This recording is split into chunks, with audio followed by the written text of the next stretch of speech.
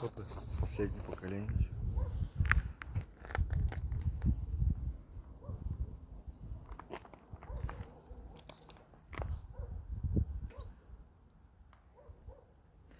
Кавказский хребет во всей красе.